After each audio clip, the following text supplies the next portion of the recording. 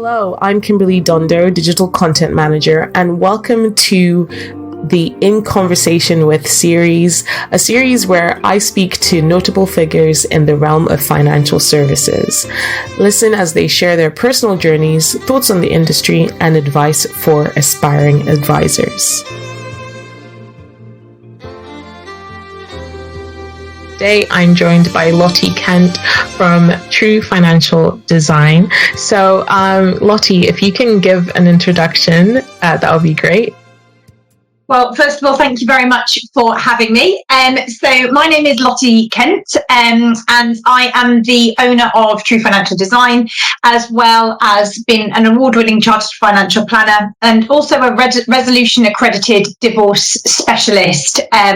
So of which there's not very many in the country. I think there's about 80 in the country overall, and I think on normal stats, about 10 of those are probably women, so there's not very many of us. With regards to the practice itself, we are fully independent practice, and we are not tied to any banks, building societies, as everybody else in the financial industry will know what independent means, and of course fully regulated by the kind of Financial Conduct Authority. So we are a niche divorce practice and helping clients through that journey, and I can go into more detail maybe a little bit later of how we do that, but I suppose our vision to the world is a world where no woman feels worried about their finances when faced with divorce, and we've structured the company to be able to help clients all the way through their divorce journey, basically.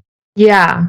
So as the person who started all of this, I assume that the reason why you went into that niche of dealing with especially women who are going through a divorce, was that something personally motivated, or something that you'd seen that, there's a gap in the market there? Yeah, so A, there's a huge gap in the market, but B, I am the daughter of divorced parents, and I just know from experience that knowing that if my mum had, sought financial advice, like when she was getting divorced, it would have been very helpful to her. She said she was just so scared, and that's exactly why we do what we do, to help remove that kind of scared and worried feeling that clients very often have when faced with divorce. Yeah, when I was doing a bit of research and looking at your website, I was quite drawn to the fact that your messaging is very much taking away that worry. A lot of people, they have the nice websites and they say stuff like, we're going to help you sort out your finances, but finances are kind of the biggest cause of stress and anxiety. And I love the fact that you have a massive impetus in the fact that you want to clear your clients' minds of that worry. Yeah, and I think it's the transformation or journey that our clients kind of go on as well. They come to us very often as this worried, almost shell, if you like, really scared about the future, and to see them transform into an individual that feels smart and confident about their future and their finances is so rewarding to us on kind of a personal level. That's exactly why we do what we do, because you can actually see the transition of somebody that's learned a lot on their journey, but they now feel empowered and confident about their future and what that looks like. Yeah. And why do you think it's so important to kind of have that focus on divorce, especially? I mean, I know a lot about divorce in terms of post-nups and pre-nups, but I always thought that was a very American concept. But one of our feature writers is kind of writing on a lot of topics about, divorce and the whole process and how financial advisors can fit into that. So what are your thoughts on kind of being in that area, and also how can financial advisors help their clients who are going through divorces? Yeah, so they're two big questions, to be fair. So just throw them out there. Thoughts on being in the area. Well, first of all, there are not enough of us as financial advisors helping in the divorce process. And I think the thing is that we are able to add so much value to the divorce process. But what we have a challenge on our hands a little bit at the moment, because it's very much educating solicitors that we can be a help as part of that process rather than taking work away from them. So we work very collaboratively with them, as opposed to saying, right, well, actually, we can take over that case. I make it very, very clear to clients, I am a financial advisor, financial planner. I am not a solicitor. I cannot give you legal advice.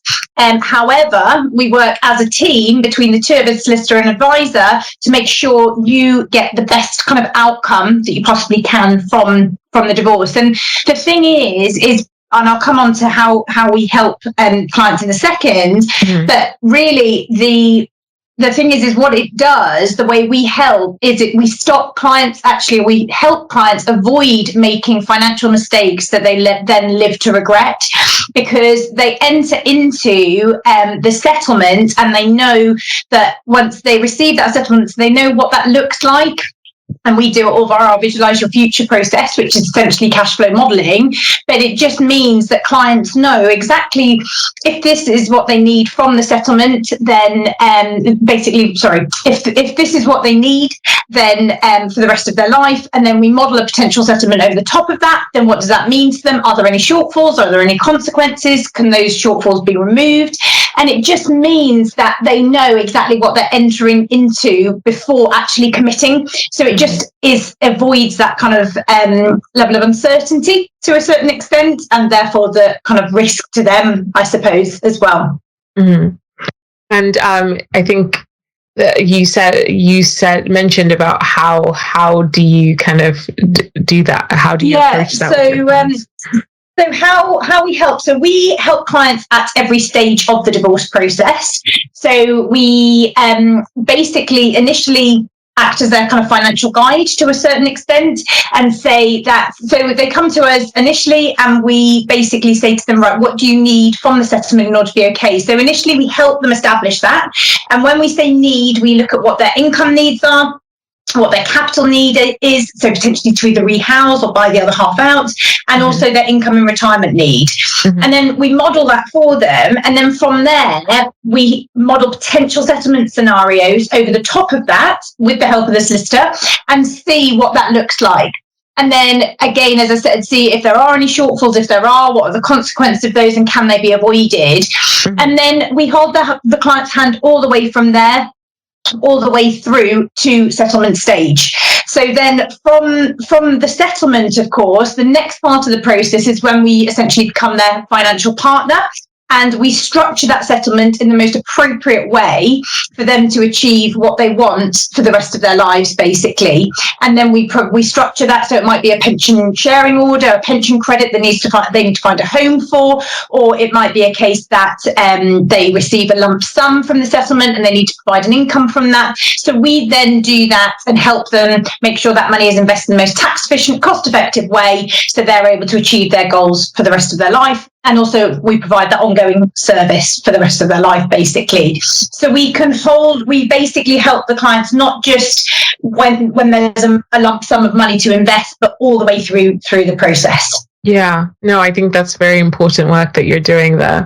Have you had any people that may not be, they're not actually thinking of getting a divorce, but maybe they are thinking of, how to enter a marriage, in terms of are any people coming to you wanting to have a better plan? Maybe they've been previously divorced and they've gone through that process and they don't want to be in such a mess, so they just want to make sure that their assets are clearly 100%. So a lot of ladies actually come to us and have been divorced, but maybe kind of 10, 15 years ago. And then we will just follow exactly the same process, but we start later on in the process. So we're acting more as the kind of financial partner, really. And don't get me wrong, that we can also do the financial guide work with people that are not getting divorced. It's exactly the same process that we would follow. However, it's just what I always say to clients is, as much as we are divorce specialists, specialists, the level of, so a financial advisor has one level of qualification, but actually you need additional qualifications to be a divorce specialist. Now, it doesn't mean that you can't give normal financial planning advice. It just means that it's just an extra level of qualification, really, to specialise in the area. Okay. Well, I find all that interesting, but kind of pivoting, and I want to know more about you. So how did you get your start in financial services? Good question, and you've probably heard the answer. I'm about to give you the same answer you've heard many times before. I actually ended up falling into financial planning. Yeah. I did financial maths at Newcastle University, did work experience as an actuary, realised that I wasn't smart enough, and I think I'd be bored out of my mind if I did that. So I ended up not doing that, and then wanted to put my degree to some use, but I also wanted to deal with people. And so my financial advisor, my cousin actually was a financial advisor in London, and I had a chat to him, and he said, why don't you give it a go? So that's exactly what I did, and I basically started working for a small practice as a financial administrator. And working my way up the ladder, really. I was there a year and then moved to a second company, where I worked my way up the company, became a director of the firm down there, and then ended up taking a career break from August 2017 to August 2018, and had a lovely round the world trip, which was pretty unbelievable. However, at the time, I also it made me kind of reflect, and had a lot of thinking time, as you would expect, and it made me feel like there was a big opportunity and to provide advice in a more human way. So and to be more approachable, and to be the face of a brand, really. There's so few women in the industry. I just feel there is such an opportunity for women, and from my experience, obviously this is only my experience, but a lot of ladies want to deal with other women. Right. And so they actually, we ended up not having a niche at all initially, but what we found was women were just migrating towards us. Right. And then from there, what happened was a lot of those women were going through divorce. So I did some more research into kind of helping these women, and then thought, actually, right, there's such an opportunity and so much value that can be added to these clients that actually we need to have a niche, really. And that's exactly how we ended up doing what we've done.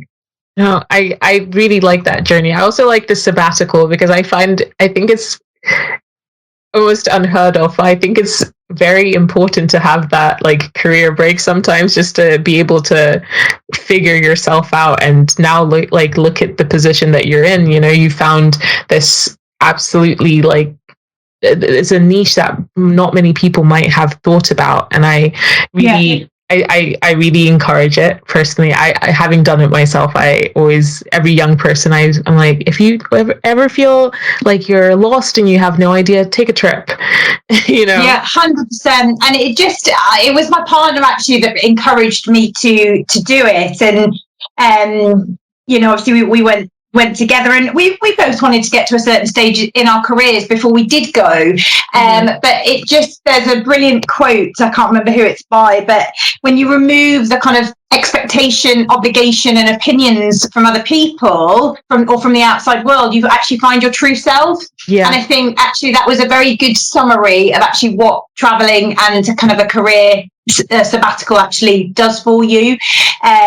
So yeah, and I just felt that there was such an opportunity for kind of having a light-hearted approach, but yet being professional. And I just felt there's we don't all have to be sat there in our suits in a very corporate way, and just making clients feel at ease when they come through the door, or virtually, whichever way it is these days, rather than feeling like they have to be a certain way to go and see a financial advisor, if that makes sense. Yeah, I like that. I've recently been looking a lot at the relationships that financial advisors have with their clients, because I find it interesting that some people have mentioned how it's almost like you're a counselor, because you, especially with the area that you focus on, it's a very sensitive, almost traumatic time period for a lot of the women that you're talking to. How do you approach that when you're having these conversations with them? That is a very good question, and as you know, I am very often, I have had clients on the phone crying down the phone to me, it's, and as much as I can put their minds at ease to a certain extent, I do always say, you know, I'm not a qualified, you know, counsellor or coach, and they would be better going to speak to somebody of that nature. But I think the fact that clients know that they are able to either WhatsApp me or pick up the phone, or, do you know what I mean? I'm always there to answer somebody's call rather than it being, or a WhatsApp voice memo. It's not kind of, it has to be an email or a letter, you know, it takes the barriers away. And yeah, I think then what that means is clients feel like they're able to be more vulnerable, but you're able to get the true them, and then you really are able to help them, because you're getting under the bonnet of actually what motivates them, what the actual needs are for them, and rather than, you know, it just being very quite stagnant and not very personable, really. Yeah, but you know, when you're talking about, you know, them having access and being able to send you WhatsApp and voice memos and stuff like that, is there a point where you have to kind of set boundaries and be like, okay, yes, I'm here for you, but, you know, you have to acknowledge that this is also a professional relationship? Yes and no. To be honest, the boundary hasn't been tested to that stage at the moment. When I'm very, very concerned about a client, I will keep I have a work phone and I have a personal phone. My work phone goes off at 5:30 and it turns back on at 8 o'clock in the morning. So it's, and it is off at weekends. So that's a boundary in itself, I suppose. But clients, if I am genuinely quite concerned about a client, say for example over the weekend, I will say, you know, I'm keeping my phone on. You know, please contact me if you do need me, but it's quite rare, to be honest. I think the boundary, I suppose, we make it clear that we are able to help, but we're not the experts in, you know, counselling and the mindset side of things, really. But we do work not very closely necessarily with, but we do know a lot of very good coaches that we are, and counsellors that we introduce work to, basically, because often our clients need that support. Yeah, like a whole ecosystem, I can imagine. Yeah. Well, it's like a team. Yeah, we call it the divorce team. So you're having a look at, you know, kind of your solicitor, having a solicitor, a mediator, potentially a counsellor or a coach, your financial advisor, and maybe you might need an actuary, or you might need other areas, forensic accountant. There might be other areas that we pull in, but by having one very good divorce professional in your divorce journey, it means that they are able to pull in the relevant experts as and when you need them. So you're basically supporting that client and holding their hand all the way through. So it's kind of, although it's not a one-stop shop, because we all need different areas, we all have different areas of expertise, at least we are able to pass, you know, say to a client, well, we can't help, but if you need this type of help, then we can pass through the details that you need. Yeah. No, I really like that approach. I think it's forward thinking rather than, you know, just thinking in the current state of whatever is happening. And clearly, you know, our judges also love that, and that is why you made the shortlist for our Money Marketing Awards 2022 in the Financial Advisor to Be category. Very exciting. Look forward to seeing you at the awards. Oh yeah, definitely. As do I. Yeah. So for, you know, advisors who are still, you know, maybe taking their qualifications, or maybe people who are intrigued by the profession, what advice would you give to them? Or like, if anyone is trying to, you know, find their niche, what advice would you give to those people?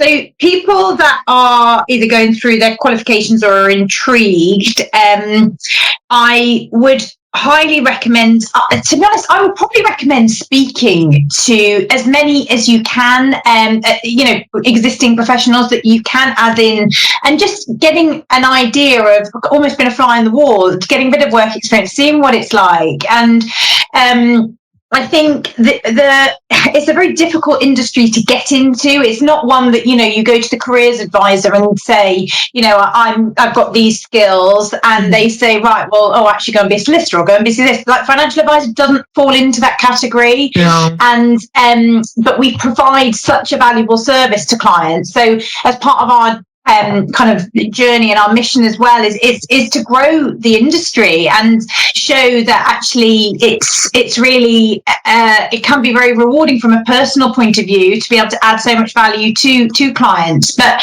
it's even some adults I speak to, they have no idea what a financial advisor is, and if you go and meet them, it's or a financial planner, and it's not your standard kind of accountancy or doctor role or whatever like that. So it's educating the world really on how we can help and what we can do, and not only from a client perspective but also from people that are venturing out. So I would highly suggest just having, if you're good at kind of people skills, or you enjoy dealing with people and you have some vague interest in numbers, then I would honestly say it can be said I thoroughly enjoy what I do, and just I would highly recommend kind of venturing into that kind of area really, and having a go. But pick up the phone, speak to some advisors and see what their experience is, see if you could potentially get work experience or be a fly on the wall. And I would highly suggest doing that. And with regards to niching, I suppose a lot of people are scared of niching because you're essentially turning other clients away. Now, I will tell you that and again, this is purely from our experience, that since we niched, our business turnover has increased significantly and we have so much more business coming through because we are the go-to. We're the ones kind of the go-to place in the UK. So that's our mission, to help women going through divorce, pre, during and post divorce. And that's what all our marketing says, and that's how we help. So it's really a case of, a lot of people see us on social media, and then they come through that way. And I think by helping a specific type of person or a niche, it just means that you are an expert in that area rather than trying to help everybody. And then from an introducer's point of view, I suppose, if you want to call them that, or from a potential client point of view, they think, right, well, actually, this is the expert in that area. That's all they do. And actually, it makes it much easier for them to then connect with you. So I think something that you're passionate about is a great niche, and something that really means something to you. And then shout about it. What's the worst that can happen? If you need to re-niche, then re-niche. Do you know what I mean? It's really not or you just reverse it. But I just think, especially from a you can very easily be a niche firm through all your marketing, and it just means that then you've got the opportunity to kind of catch those potential clients that you want to work with. Okay, fantastic, great advice. Honestly, I might even use it in my own profession, just niching and pivoting and stuff like that. But it was fantastic talking to you, Lottie. Thank you for speaking to us today. Well, thank you very much for having me. It's been an absolute pleasure.